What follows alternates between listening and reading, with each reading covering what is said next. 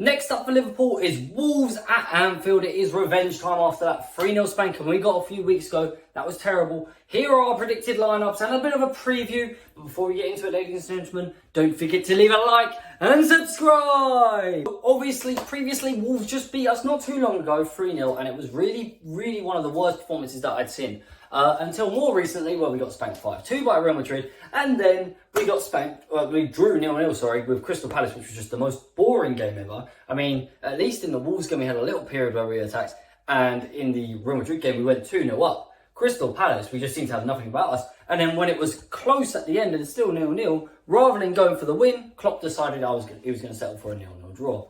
Which leads me to worry that he might think his job is at a bit of risk, maybe. Because he had bad results on bad results. And maybe he had a bit of pressure. He's like, if I lose here, there's going to be real trouble. So hopefully that's not the case. But I still think Jurgen should go the other way. Rather than being stubborn and playing a 4-3-3 with Naby bloody Keita in the midfield, he should try something different. So I've lined us up with a 4-2-3-1 or a 4-3-3 with the attacking sort of midfielder rather than, all just holding boring midfielders.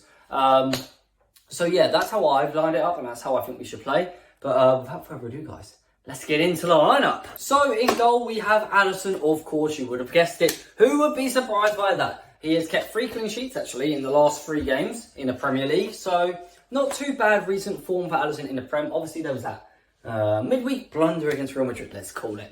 Let's just wipe that from our minds and imagine that didn't happen. Alisson's not been in too bad form in the Premier League. Realistically, there's not much more to say. Kelleher's a good goalkeeper, but he's a second choice for the Cup. Alisson is the main choice in goal. Whilst Trent Alexander-Arnold still is not playing at his best of ability, he still is the best right-back choice we have. Obviously, Calvin Ramsey is injured. That is a shame to see because I would have loved to see Calvin Ramsey play a lot more this season. And I think that might have actually been the plan if he hadn't been injured for so long and been sidelined, And Joe Gomez is probably the only other person that could play in right-back. Now, I hate Joe Gomez as a centre-back, and I don't think he's the worst right-back ever. But after his recent performances and everything I've said about him, there's no way I can choose him over Trent. So, Trent Alexander-Arnold right back. And hopefully he can get some creative spark in him and do some good for the club. Let's see. Konate is almost back in centre-back. I'm not sure he's going to be 100% fit. Obviously, he came in and he was sort of training before the Crystal Palace game. He hasn't had any minutes, so I imagine he'll probably be on the bench. Obviously, I'd love him to start if he's fully match ready, but I don't think he'll be there quite yet. So I have gone for Joel Matip in centre-back. I still think he's solid. He came in against Crystal Palace. He didn't concede. Didn't do anything too wrong, Trent was more of the issue in defence rather than anyone else. It's not his fault that the attack didn't work. Crystal Palace game, we didn't defend too poorly. It wasn't amazing. But, the attack didn't work. So I'm not going to blame Matip, and I think he should be the choice for this game. And obviously, on a very, very similar note, exactly the same thing for Van Dijk.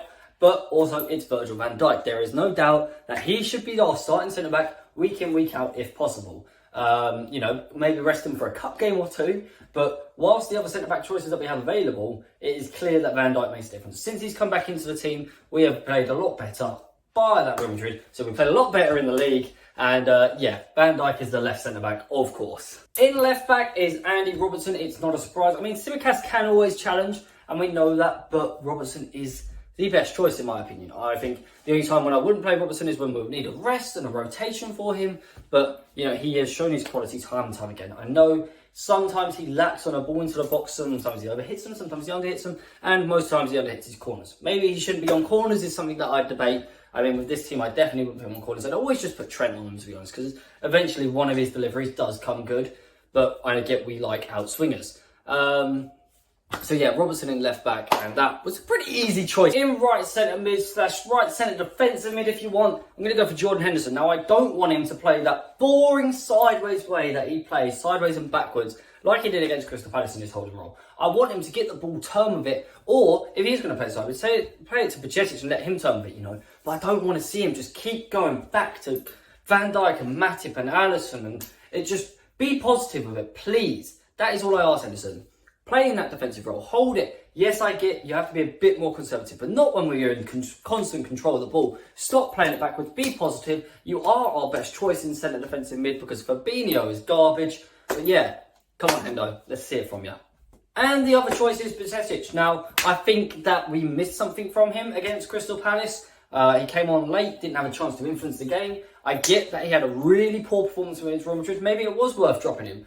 But as we saw from the game against Palace, there wasn't really anything that he was doing. So, the team was doing. So, you know, Bajcetic has to come back in. You can't think that Naby Keita is a better choice. Fabinho is just nothing really. He might occasionally have a good game, but other than that, you can't risk the negatives. And yeah, Milner, you could make an argument for Milner, I will say, but I'd rather go for Bajcetic because 2 games in a few days for Milner could be quite hard on him. He'll probably end up getting injured, and we don't want more injuries. Now, sort of in that cam-free role, obviously our front four, which is how I line it up, a front four, is very versatile.